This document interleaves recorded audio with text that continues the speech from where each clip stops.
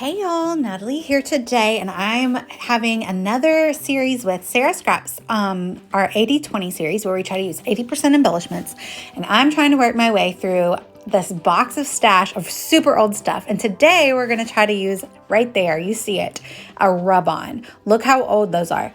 Now they were from the clearance store, and I bought them probably when I knew I was pregnant with my boy, so 8 years ago, plus they were already like a couple years old. They're probably about 10 years old.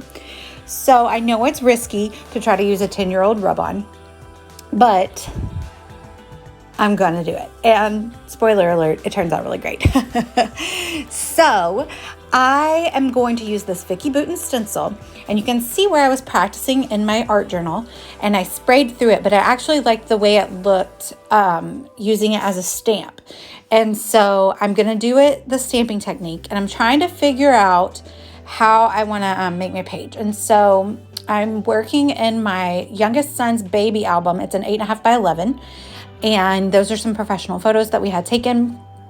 And so I'm just going to go for it here. So I'm going to move my paper so I don't splatter on it, and I'm going to spray like a seafoam and then like a turquoisey blue color, and then I'm going to stamp that onto my page.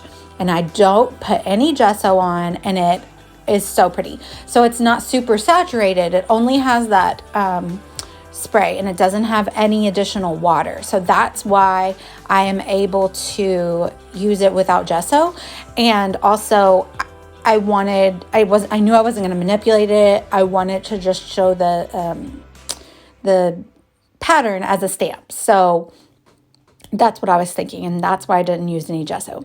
So I do add a little bit of splatter, but again, not a lot of liquid. I'm not adding any additional water, so I don't need that gesso. And you totally could do gesso. It would beat up a little bit and take a little longer to dry, and you may not have as clear of an image, which obviously it's not a super clear image anyway. It's just preference. And then if you haven't tried that, then I recommend trying different ways, like in an art journal, like I have going on right there, and seeing which one you prefer. So I'm gonna back my page on this darker blue paper because that is a color that I'm going to add in later on, you'll see. And that's the color of his shirt, my older son's shirt. So I'm still trying to figure out how exactly I want this. And then I decide, wait, I can put it up and down, sideways, and that's perfect. That's exactly what I want. So I go for it. And, oh, no, just kidding. I don't go for it yet.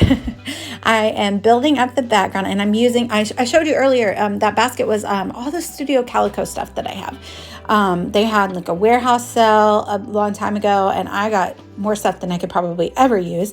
So I'm using some of their 4x6 paper pads to use like as my backing for the photo. And I'm just picking some lighter colors that match the colors that are in the rub-on, which were the dictation for the colors that I chose for my background. And I'm throwing in gray as like another neutral.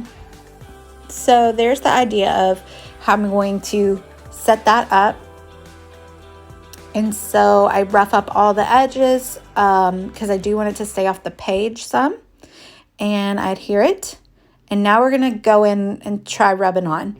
And all those little rub-ons came with a stick. I think they're from My Mind's Eye. And so it's a good sign that all the rub-ons stayed on the transfer paper and didn't try to rub off on the back. So I go in and I start rubbing, and I end up having to use a lot more pressure than I thought, but you can tell when it starts to release from the paper. And so I just pressed really hard, and it actually didn't leave really bad rub-on lines or anything. So I was really pleased with how this turned out, and it almost just looks like a stamped image onto my paper, but it's a rub-on, and it just blends in so well with the background watercolor stamping that I did, and I'm just super happy with it, and I'm excited to use the other 6 or so that I have in my stash. Look how good that looks. I'm so happy about it. And I'm really glad to be using some of my stash too. So I used some more of those Studio Calico stickers. I use up a sheet of cardstock, little like glitter stickers from Sparkled Fun, and I use up a whole rest of the sheet of these raindrop stickers that I have. So I really got through some of my stash in this layout, so I'm super happy about that. I'm even using these Remark stickers, which are like baby boy theme, which is totally not my jam. Like even when my kids were babies, I was never into like baby paper or baby blue. As you can see, like I went with turquoise here. I'm not a big baby blue fan at all. I try to make that one work, but it doesn't. But I even make some of these stickers work. Now I didn't want to introduce any additional colors. And there were some like oranges on the oranges and maybe like yellows on the sticker sheet. So I only pulled out the ones that were like the blue and the gray and the white. But yeah, I used some of those and was able to use up some of that stash. That's a Studio Calico sticker that I am kind of just layering up with some of those other Remarks stickers. And the Remarks stickers are from American Crafts. And now I want to do journaling on the right, and this isn't looking great, but I promise it ends up looking better because I like kind of build up that little tag that I use there as like a journaling prompt or starter. And I add a few more things to layer it up and make like an embellishment cluster. But then I decide that I do want to use my Nuvo adhesive to glue it all down, because some of these cardstock stickers, their Remarks are notorious for not sticking well. So I definitely just decided to use my Nuvo, and you'll see me go back through and add that behind everything. So I'll take this chance to say that this is a series I have with Sara Scraps. I'm going to link her down below. Please go check out her page as well. I am so thankful that she wants to do a series with me, because she is like been around for a while doing this. So I'm grateful that she's my friend and that she wants to do this with me. And I'm always super inspired by whatever she makes.